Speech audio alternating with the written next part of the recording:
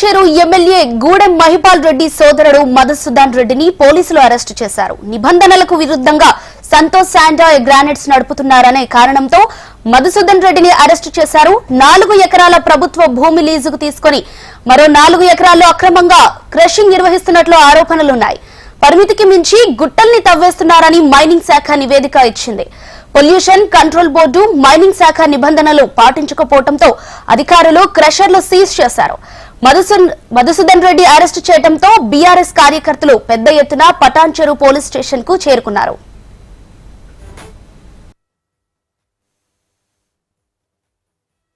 గౌరవ మంత్రివర్యులు శ్రీ దామోదర రాజనరసింహ గారి యొక్క ఆదేశానుసారం జిల్లా కలెక్టర్ గారు ఈ మైనింగ్ పైన క్వారీస్ పైన వచ్చేటువంటి ఆబ్జెక్షన్స్ను కంప్లైంట్స్ను విచారణ చేయడానికి ఒక టాస్క్ ఫోర్స్ను ఏర్పాటు చేయడం జరిగింది. ఇప్పటికీ టాస్క్ ఫోర్స్ ఏర్పడి 7 days అవుతుంది. ఈ కమిటీ ప్రారంభించినప్పటి నుండి ఇప్పటి వరకు ప్రతిరోజు మైన్స్ పైన రివ్యూ చేయడం జరుగుతుంది. ఒక పక్క డిప్యూటీ ఇన్స్పెక్టర్ ఆఫ్ సర్వేస్ ఆధ్వర్యంలో దాదాపు ఇప్పటికీ 65 నుంచి 70 వరకు మైన్స్కు సంబంధించిన సర్వే కూడా పూర్తి చేసినాం. ఒక 2 days లోపల పూర్తిగా నివేదిక రానుంది. దురదృష్టకరమైన సంఘటన ఏంటంటే దాదాపు 80% మైన్స్లో పొల్యూషన్ కంట్రోల్ బోర్డు నిర్దేశించినటువంటి ప్రామాణిక లోబడి ఆపరేషన్ చేయట్లేదు. చాలా మైన్స్ కూడా చాలా డీవియేషన్ ఉన్నాయి. దానికి సంబంధించిన రిపోర్ట్ 2 days లో పూర్తి చేయడం జరుగుతుంది.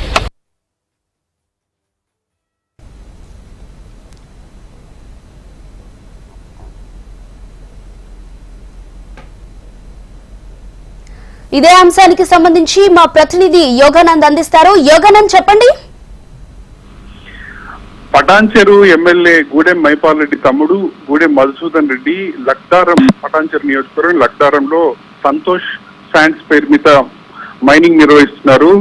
ఈ విషయంలో సంతోష్ శాండ్ కి సంబంధించి మైనింగ్ సంబంధించి 4 ఎకరాలలో ప్రభుత్వం అనుమతులు ఇచ్చింది. కానీ ఆ నిబంధనలకు విరుద్ధంగా ఆ 4 ఎకరాలకు తోడు మరొక 4 ఎకరాలను అక్రమంగా ప్రభుత్వ భూముల్లో మైనింగ్ చేశాడని టాస్క్ ఫోర్స్ కమిటీ ఆర్డీఓ నేతృత్వంలోని టాస్క్ ఫోర్స్ కమిటీ తేల్చింది. ఈ టాస్క్ ఫోర్స్ కమిటీలో సంతోష్ మైనింగ్ పెద్ద ఎత్తున అక్రమాలకు పాల్పడింది, అక్రమంగా మైనింగ్ పాల్పడింది. దీనికి సంబంధించి పొల్యూషన్ కంట్రోల్ నిబంధనలు మైనింగ్ నిబంధనలు పూర్తిగా తుంగలోకి తొక్కారని టాస్క్ ఫోర్స్ కమిటీ రిపోర్ట్ ఇచ్చింది. ఈ నేపథ్యంలో మధుసూదన్ రెడ్డి మీద గతంలోనే కేసు నమోదైంది. దీనికి సంబంధించి కోర్టులో కూడా బెయిల్ తెచ్చాడు. కానీ మరి విచారణలో భాగంగా మరిన్ని అక్రమాలు వెలుగులోకి రావడంతో తాజాగా పోలీసులు మరో కేసు నమోదు చేశారు.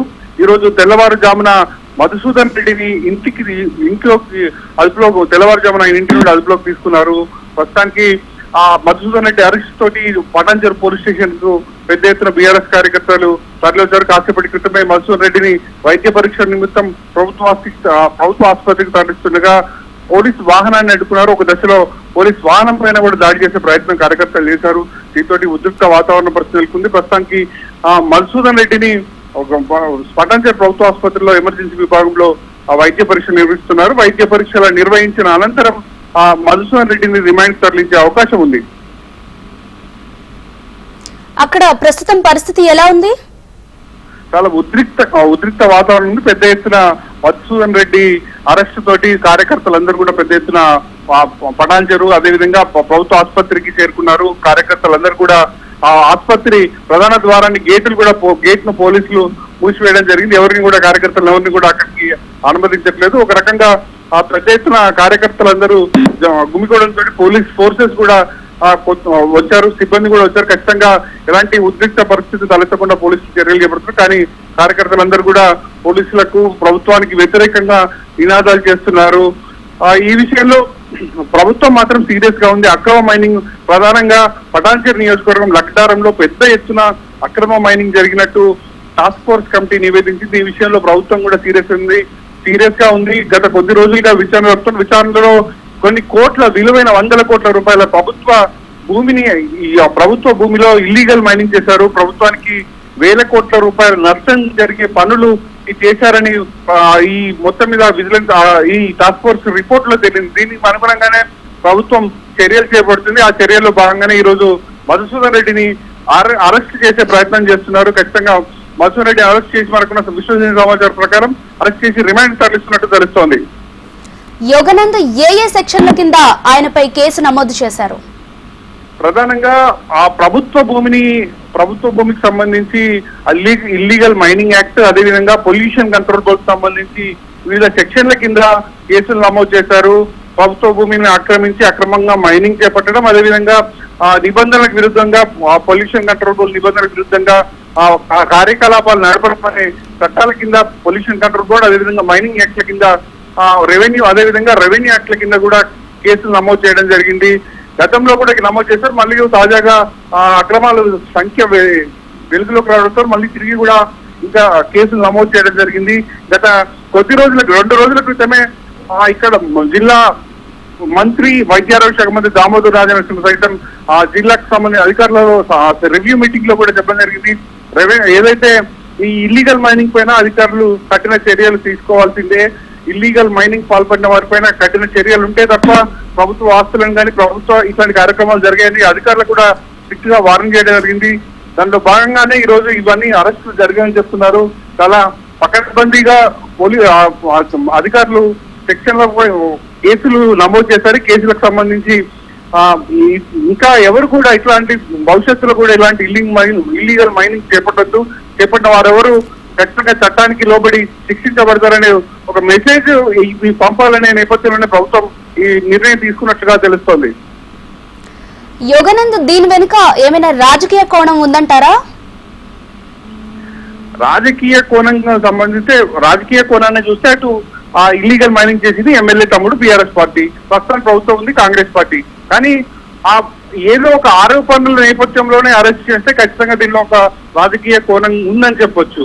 ఏదైనా ఆరోపణలతోనే అరెస్ట్ చేస్తే నిజం కావచ్చు. కానీ దీని మీద ఈ ఇల్లీగల్ మైనింగ్ మీద గత నెల రోజులుగా ఆ Sangareddy RDO, Patancheru DSP, mining, irrigation అట్లా ఒక బృందం కనీసం 20 మంది అధికారుల బృందం నెల రోజుల పాటు దీనికి సంబంధించి ఇల్లీగల్ మైనింగ్ పైన ఒక టాస్క్ ఫోర్స్ కమిటీ వేశారు కలెక్టర్ నేతృత్వంలో. నెల రోజుల పాటు దీనికి సంబంధించి మైనింగ్ సంబంధించి ఆ లడ్డారం ప్రాంతంలో ఏమేం జరిగినాయనే విషయంలో కంప్లీట్ గా విచారణ చేశారు. విచారణలో భాగంగా వచ్చిన నివేదిక ఆధారాలతోనే చేయడం జరిగింది. దీన్ని ప్రభుత్వానికి సంబంధించి కుట్రగానో లేకపోతే ఏదో రాజకీయ కోణంగా మాత్రం చూడాల్సిన పని లేదని కూడా తెలుస్తోంది. ఎందుకంటే పక్కగా పకడ్బందీగా టాస్క్ ఫోర్స్ సంబంధించిన కమిటీ ఇచ్చిన నివేదిక, అందులో ప్రతిదీ కూడా మెజర్మెంట్ చేసి ఎక్కడెక్కడ అక్రమంగా పాల్పడ్డారనే ఆధారాలతో సహా ప్రభుత్వానికి నివేదించడం జరిగింది. అదే ఆధారాలతోటి అరెస్ట్ చేయడం జరిగింది. దీన్ని రాజకీయంగా కోణంగా చూడొద్దనేది చెప్తున్నారు. ఓకే, యోగానంద్ అరెస్ట్ పై ఎమ్మెల్యే మహిపాల్ రెడ్డి స్పందించారా? ఖచ్చితంగా మహిపాల్ రెడ్డి ఇంకా స్పందించలేదు. కానీ టిఆర్ఎస్ నేతలు కొంతమంది మాట్లాడడం జరిగింది. ఖచ్చితంగా ప్రభుత్వం కావాలని కక్ష సాధింపు చర్యలు చేపడుతుంది.